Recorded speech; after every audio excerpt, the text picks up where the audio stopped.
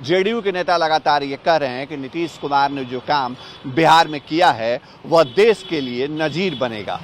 अब देश के दूसरे हिस्सों में भी जातीय जनगणना की मांग उठने लगी है। जेडीयू का कहना है कि बीजेपी केवल दिखावे वाली सियासत कर रही है, क्योंकि जातीय जनगणना का रास्ता केंद्र सरकार और बीजेपी ने रोका था। बीजेपी जाति आधारित गणना पर भी रोक लगवाना चाहती थी, लेकिन यह मंशा सफल नहीं हो पाई। नीतीश कुमार का कद इस पूरे रिपोर्ट के बाद एक तरफ जहां बड़ा करने की कोशिश में जेडीयू जुटा हुआ है, तो वहीं अब अन्य राजनीतिक दलों की तरफ से भी प्रतिक्रिया सामने आने लगी है। उपेंद्र कुशवाहा कभी नीतीश कुमार के साथ रहा करते थे, अब कुशवाहा कह रहे हैं कि ये रिपोर्ट सही नहीं है और आंकड़े कहीं न कहीं सवाल खड़े करते हैं।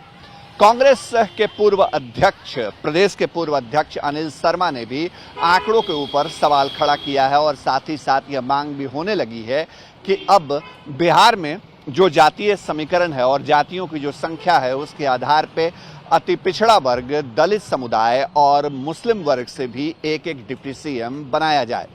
भारतीय जनता पार्टी ये कह रही है कि केवल कुछ पन्नों की रिपोर्ट के जरिए जातीय जनगणना या जाति आधारित गणना का डाटा सही साबित नहीं किया जा सकता।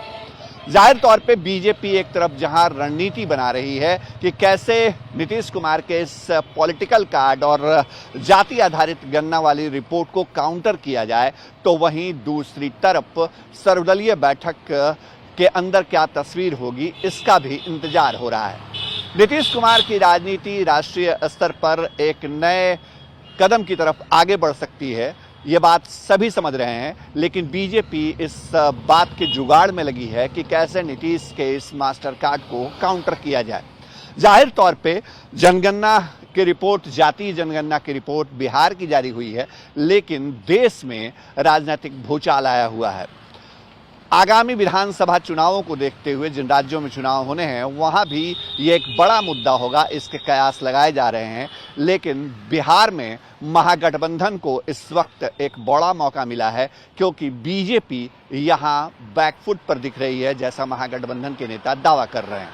सहयोगी कैमरा पर्सन नदीम आलम के साथ शशि भूषण, चुनाव आज तक, पटना।